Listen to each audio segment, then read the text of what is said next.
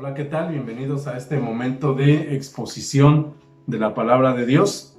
El día de hoy quiero leer el libro del profeta Jeremías en el capítulo número 2, el capítulo 2 del profeta Jeremías. Vamos a estar leyendo algunos versículos y quiero iniciar leyendo los primeros dos versículos que dice: Vino a mí palabra de Jehová diciendo, anda y clama a los oídos de Jerusalén diciendo, así dice Jehová, me he acordado de ti, de la fidelidad de tu juventud, del amor de tu desposorio, cuando andabas en pos de mí en el desierto, en tierra no sembrada. El versículo 3 dice así: Santo era Israel a Jehová, primicias de sus nuevos frutos. Todos los que le devoraban eran culpables, mal venía sobre ellos, dice Jehová. Hay una historia que he escuchado desde hace mucho tiempo, y la historia dice que había un señor anciano que tenía mucho dinero y estaba buscando un chofer, y por la edad ya no podía manejar, no tenía buenos reflejos, y entonces puso un anuncio de que solicitaba un chofer y comenzaron a venir personas, vinieron prospectos para entrevistarse con el señor, y entonces él trataba de hacerles algunas preguntas y pues de ahí elegir al chofer que él estaba buscando. Entonces se empezaron a presentar y llegó uno y le dijo, bueno, ¿y cuáles son las cualidades que usted tiene? ¿Por qué usted considera que es un buen conductor? Y sobre todo, ¿por qué considera que yo debo darle el trabajo?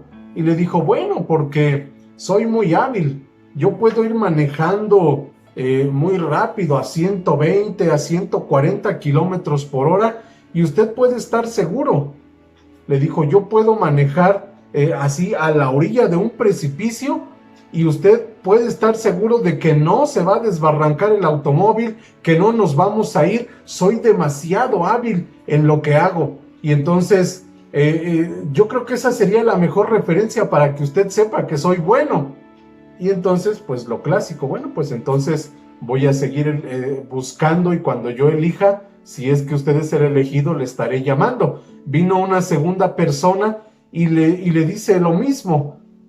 Y entonces él contesta, bueno, pues yo soy demasiado hábil, puedo manejar a 130, 140 kilómetros bajo la lluvia, bajo una lluvia tremenda, bajo una tormenta donde hay neblina y no se alcanza a ver, e ir sobre a la orilla de un precipicio, incluso hasta en dos ruedas el automóvil, y usted puede estar seguro, usted puede asomarse a la orilla y ver el precipicio, pero no se va a caer porque soy tan hábil que conmigo usted va a estar completamente seguro. Y se decía las habilidades de ellos antes de pasar, había varios y bueno, pues iban escuchándose unos a otros. Y entonces entró un último entrevistado y recibió las mismas preguntas de parte de este anciano, y este hombre le dijo, bueno, si usted va conmigo iré seguro por una simple razón. Si vamos avanzando en una noche lluviosa a la orilla de un precipicio, yo no tendría ninguna intención de ir a 130 o 140 kilómetros. No iría ni sobre 2 ni sobre 4 ruedas, pero sobre todas las cosas, nunca me acercaría a la orilla de ese precipicio. Procuraría ir en un camino o en el camino más espacioso y seguro. Jamás me acercaría allí, jamás pondría en riesgo la vida de usted y tampoco la mía. Cuando caminamos con Dios, podemos ir seguros. Pero hay momentos en la vida en que pretendemos hacer o pensar como las personas. Puedo ir a la orilla del precipicio y no me voy a caer. Nos cuesta trabajo medir el riesgo que hay ante el peligro. Nos cuesta trabajo medir el riesgo, el estar lejos del camino seguro y aventurarnos a la orilla donde hay demasiado riesgo. El pasaje que estamos viendo en Jeremías capítulo 2 nos deja ver al pueblo de Israel alejándose del camino seguro. Dios le está diciendo a Israel, te fuiste a la orilla del precipicio, vas en las dos ruedas y podrías irte hacia abajo. Es más, si sigues en ese camino, te vas a ir al precipicio. El camino seguro está apartándote del peligro. Jeremías capítulo 2. Hemos leído los primeros 3 versículos. Es el primer mensaje del profeta Jeremías, siendo aún muy joven.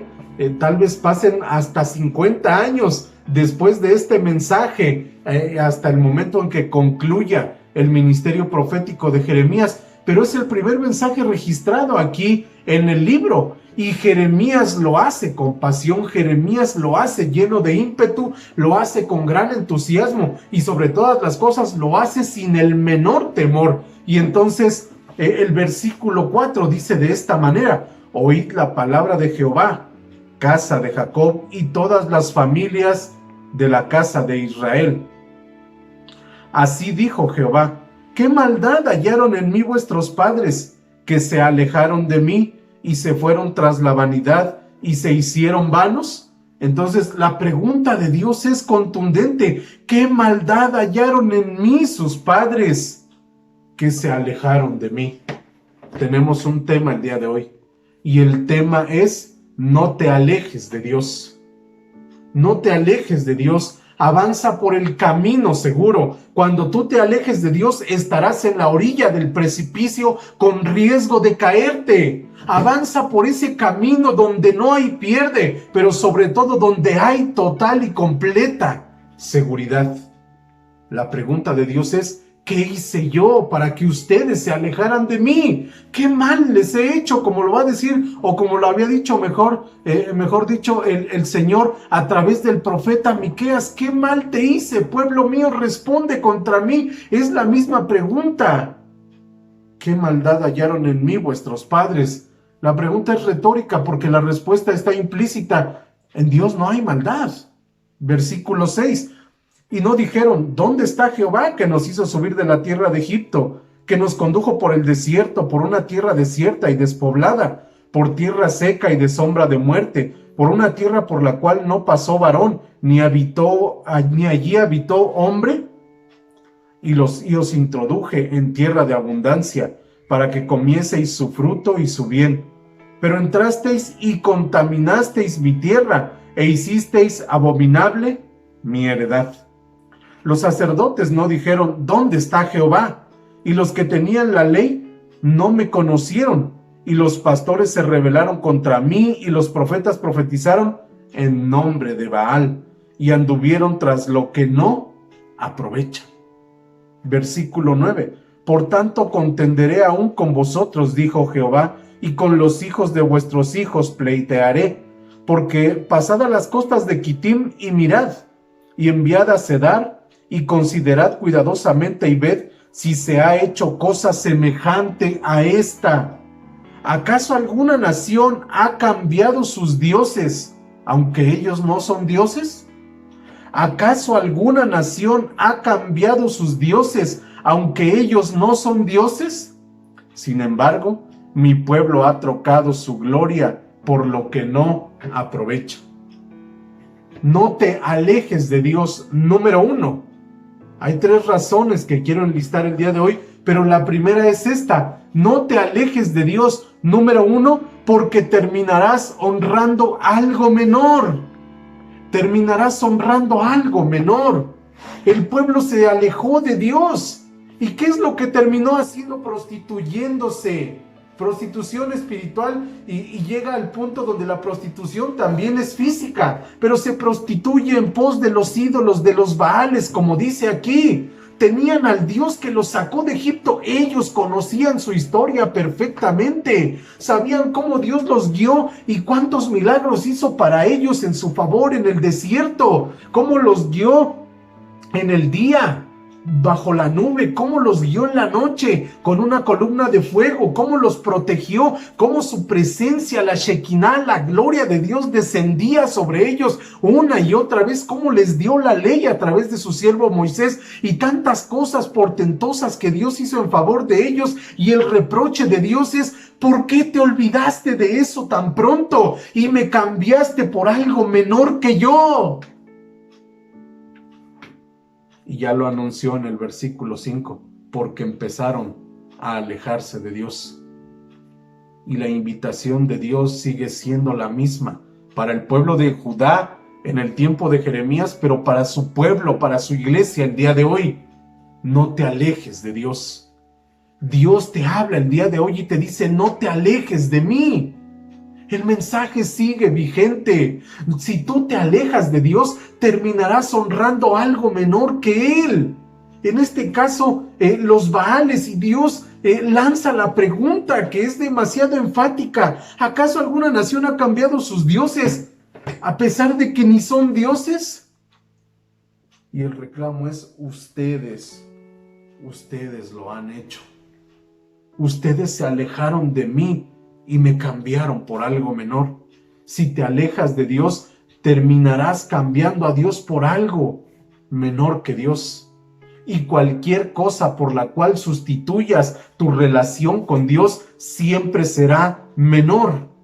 Sea lo que sea, el nombre que tenga, aquello por lo que sustituyes a Dios, aquello en lo que tú inviertes tu tiempo y dejas de pasar tiempo con Dios, es menor en relación a su persona, a su presencia. Y Dios lo dice de una manera muy concreta. Sin embargo, mi pueblo ha trocado su gloria por lo que no aprovecha.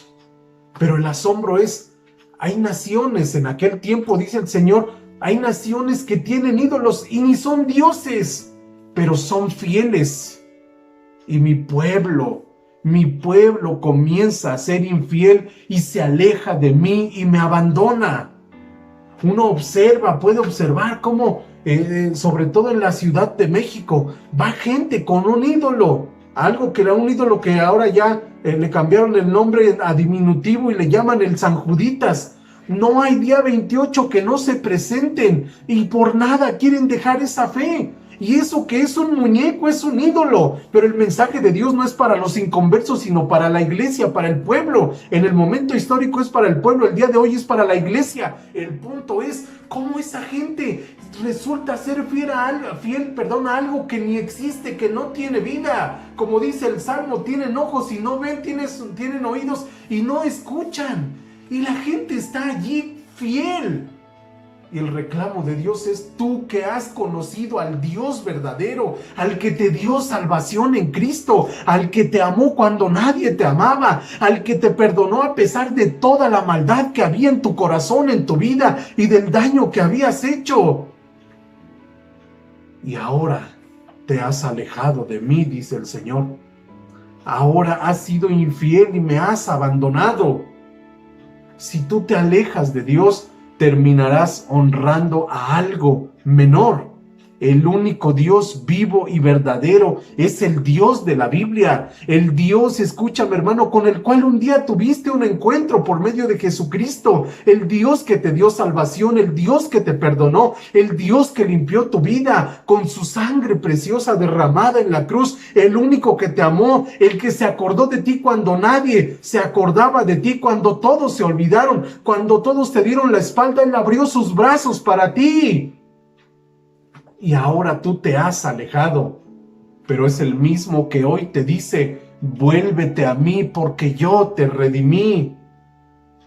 Y esta sigue siendo la misma comparación. Hay gente que tiene una fe puesta en cosas que no son Dios y que son menores en relación a Él, y son fieles a eso. ¿No podrías tú ser fiel nuevamente y caminar con aquel que te ama? ¿No podrías ser tú fiel nuevamente y volverte a Dios y caminar en pos de Él? No te alejes de Dios. Alejado de Él estás en riesgo. Hay peligro lejos del camino seguro. Si te alejas de Dios, terminarás honrando a algo menor. Versículos 12 y 13. Espantaos cielos sobre esto y horrorizaos. Desolaos en gran manera, dijo Jehová. ¿Por qué? Porque dos males ha hecho mi pueblo. Me dejaron a mí fuente de agua viva y cavaron para sí cisternas rotas que no retienen agua. No te alejes de Dios, número 1, porque terminarás honrando a algo menor. Número 2, porque terminarás ignorando lo importante. Porque terminarás ignorando lo importante. Y esta figura es una de las famosas figuras proféticas.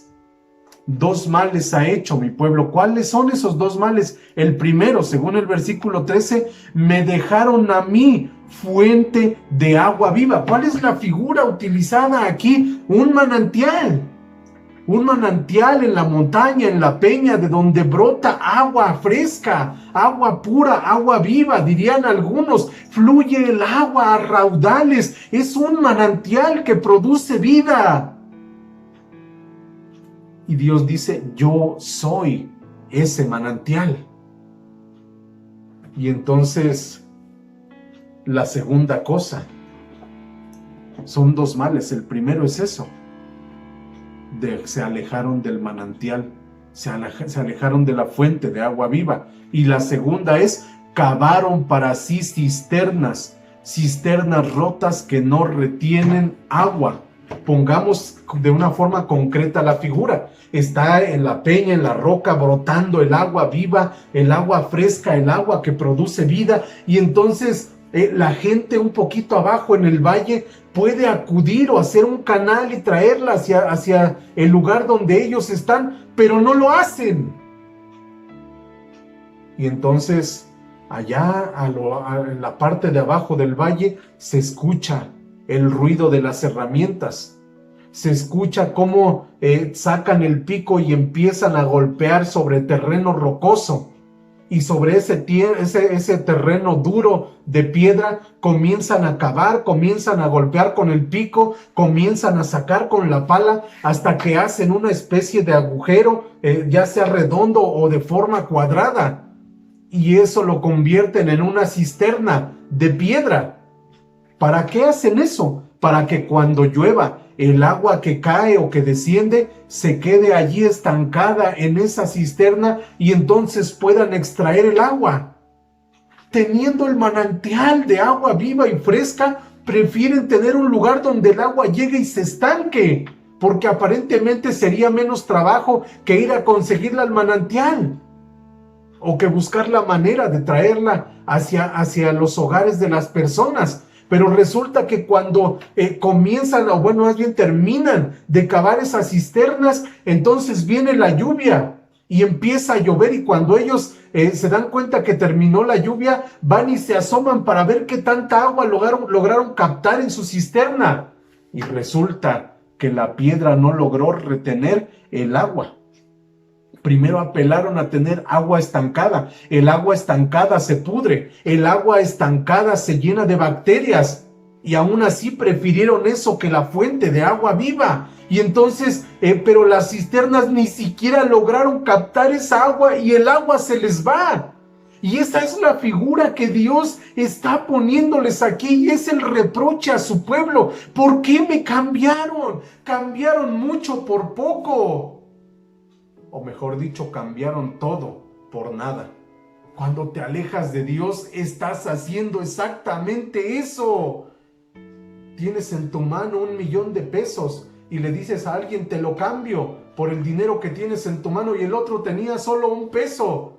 Eso es así de absurdo es alejarse de Dios.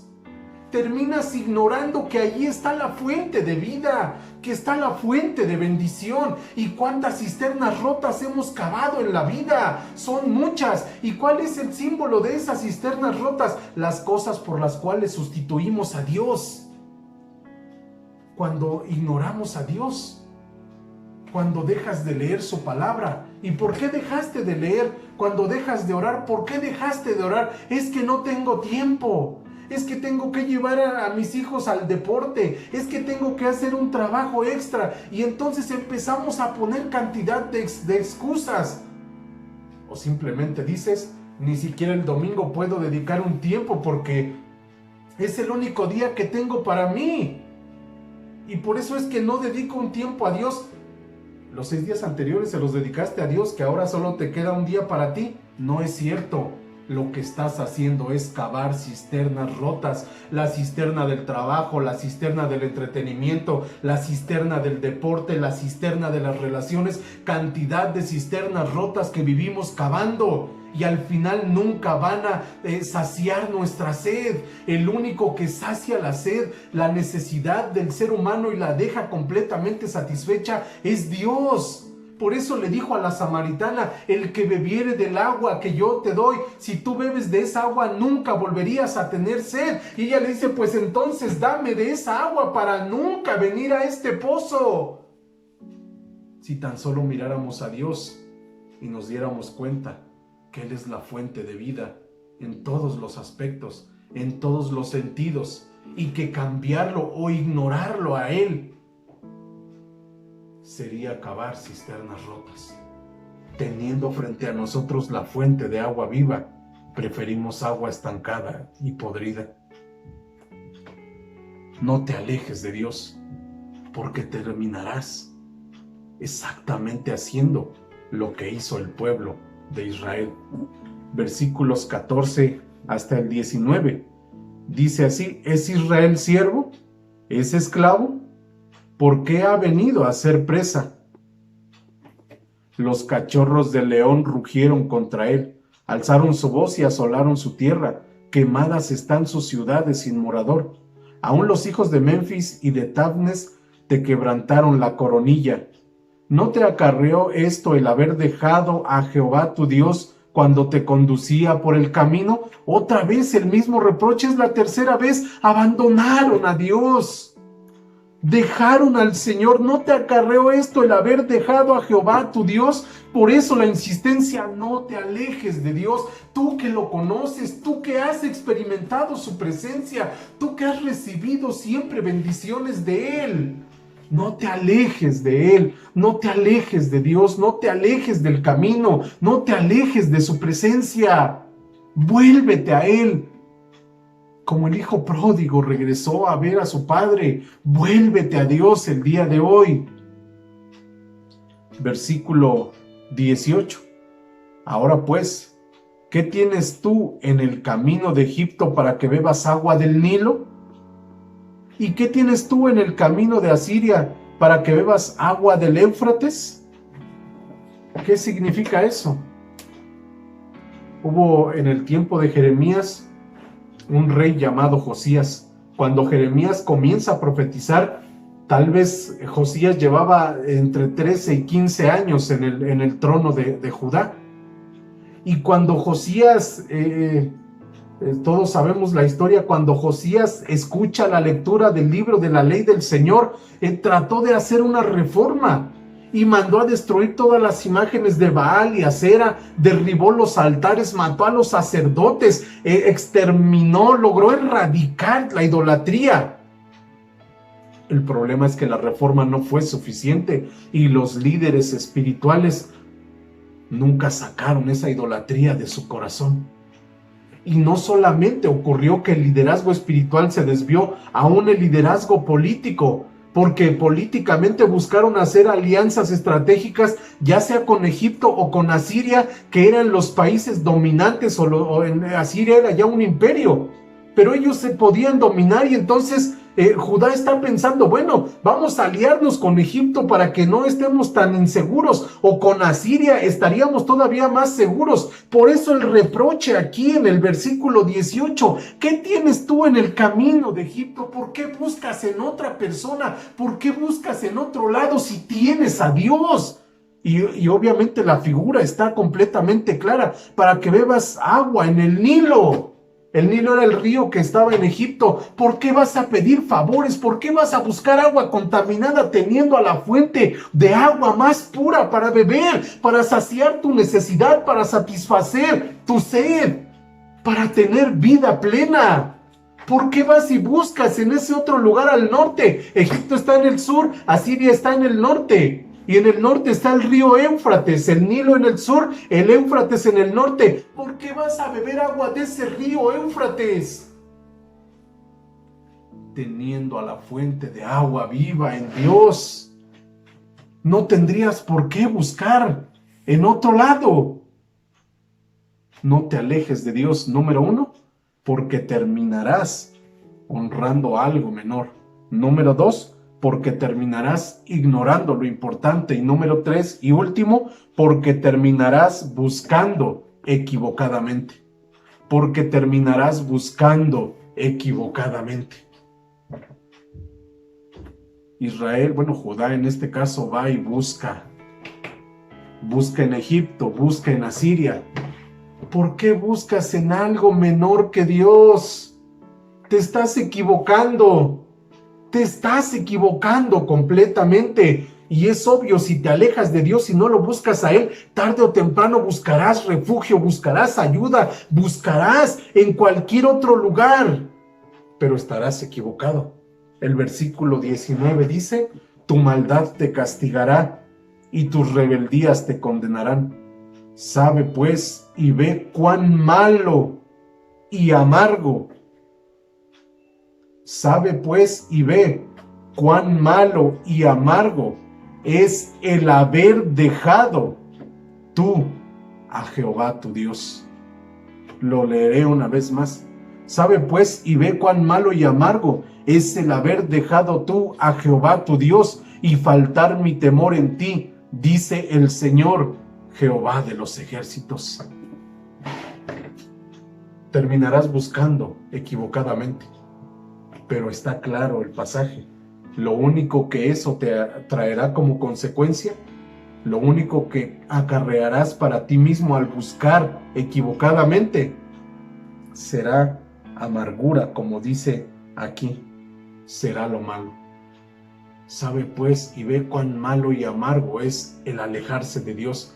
Por eso la invitación de parte de Dios el día de hoy, no te alejes de Él. No te alejes de Él. Terminas buscando cómo suplir tu necesidad. Termina dándote lo mismo embriagarte o no.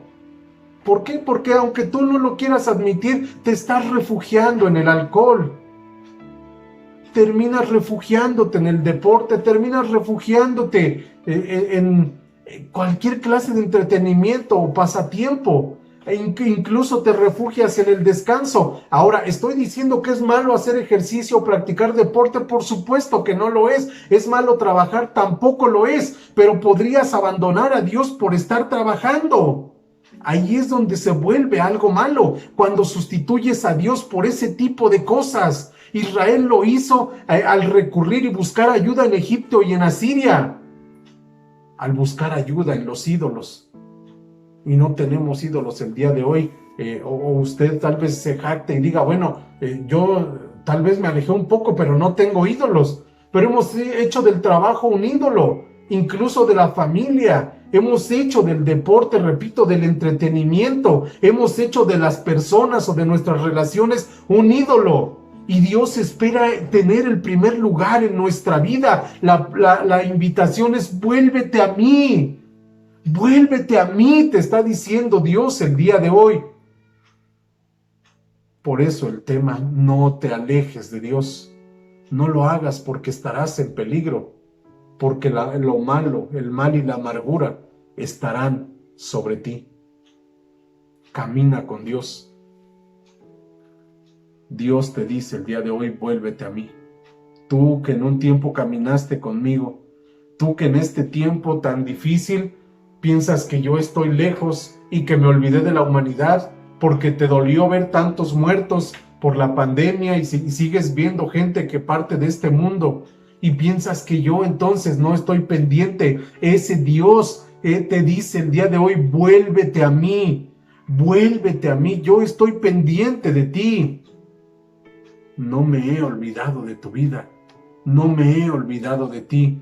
Vuélvete y camina conmigo. Si no lo haces, estás en riesgo. No te alejes de Dios. No te alejes de Dios porque terminarás honrando a algo menor.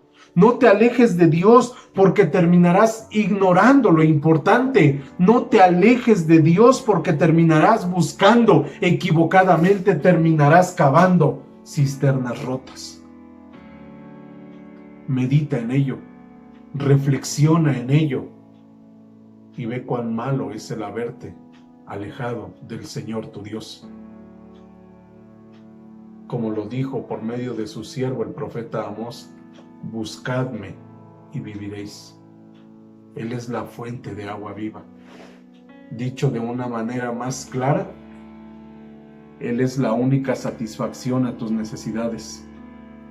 Dios es el único que puede saciar tu sed. ¿Quieres vivir una vida de satisfacción? Vuélvete a Dios. Tengamos una palabra de oración y la invitación es simple: reconcíliate con Él en esta hora.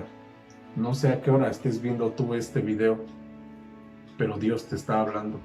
Reconcíliate con Él, vuélvete a Él, confiesa lo que tengas que confesar, arrepiéntete de haberte alejado de Él, camina con Él. Sus brazos están abiertos para ti en esta hora y Él te quiere abrazar el día de hoy. Tengamos una palabra de oración y aprovecha este momento para hacerlo. Padre, gracias por tu palabra escrita.